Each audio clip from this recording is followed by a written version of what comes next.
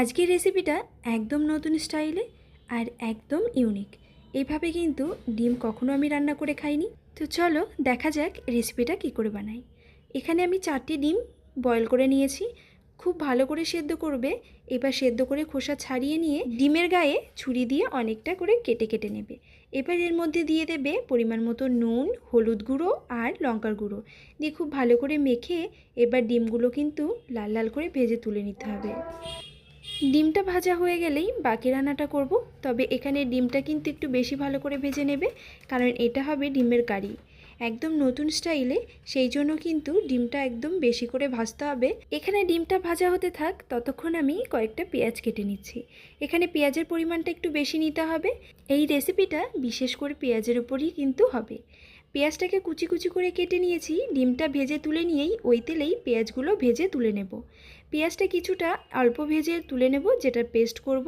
আর কিছুটা পেঁয়াজ এখানেই বেরেস্তা করে নেব। পেঁয়াজটা একটু ভালো করে ভেজে নিয়ে লাল লাল করে যেই বেরেস্তাটা হয় সেই রকম করেই কিন্তু বেরেস্তাটা করে তুলে রেখে দেব। এবার দেখো যে অর্ধেক পেঁয়াজটা আমি অল্প ভেজে রেখেছি সেই পেঁয়াজটা আর এর সঙ্গে আদা, কাঁচা লঙ্কা আর 2 টুকরো রসুন কিন্তু ভালো করে মিহি করে পেস্ট করে নেব। এখানে কোনো রকম কাঁচা জিরে আমি দিচ্ছি না।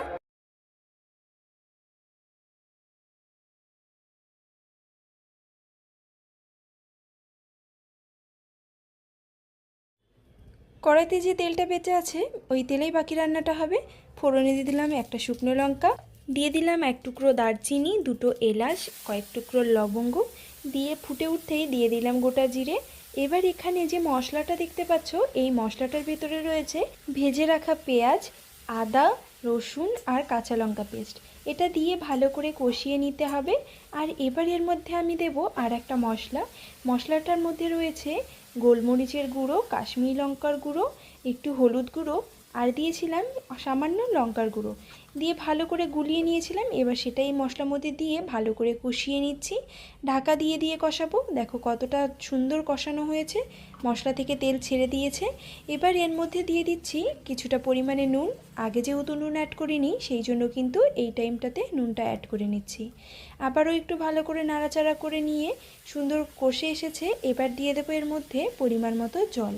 এখানে জলের পরিমাণটা সামান্য দেবে, একদমই বেশি দেবে না। হাফ গ্লাস জল দিলেই হবে। তবে 4টে ডিম নিয়েছি সেই জন্য হাফ গ্লাস। এখানে যদি তোমাদের ডিমের পরিমাণটা বেশি থাকে তাহলে জলের পরিমাণটাও কিন্তু বেশি দিয়ে দেবে। জলটা দিয়ে এবার এর মধ্যে আমি ভেজে রাখা ডিমগুলোও দিয়ে দিচ্ছি। যেহেতু ডিমের গায়ে আমি অনেকগুলো কাট লাগিয়েছিলাম সেই জন্য কিন্তু ডিমের ভেতরে নুন ঝাল খুব ভালোভাবেই ঢুকে যাবে। এবার ঢাকা দিয়ে এটাকে 5 মিনিট মতো কুক হতে দেব, যাতে ঝোলটাও ফুটে ওঠে আর ডিমগুলোর ভেতরেও সব মশলাটা ঢুকে যায়। এবার দেখো আমার ডিমের কারি কিন্তু একদম রেডি। আর এটা কিন্তু পেঁয়াজ বেরেস্তা দিয়ে ছড়িয়েই নামিয়ে নেব। এখানে চাইলে একটু ধনেপাতাও দিতে পারো, তবে আমি ধনেপাতা না দিয়েই নামিয়ে নিচ্ছি। আর কালারটা দেখে বুঝতেই পারছো কতটা ভালো হয়েছে, আর খেতেও কিন্তু অসাধারণ হয়েছিল। সবার শেষে সার্ভ করব যখন, তখন ওপর থেকে আবার একটু পেঁয়াজ বেরেস্তা ছড়িয়ে দিয়ে ডেকোরেট করে নেব। তো আজকের এই ডিমের কারিটা কেমন লাগলো অবশ্যই কিন্তু কমেন্টে জানিও। ভালো লাগলে লাইক করো, শেয়ার করো আর সাবস্ক্রাইব করো। আর যারা ফেসবুক পেজ থেকে দেখছো অবশ্যই ফলো করবে। টাটা, চলে আসবো নতুন ভিডিও নিয়ে।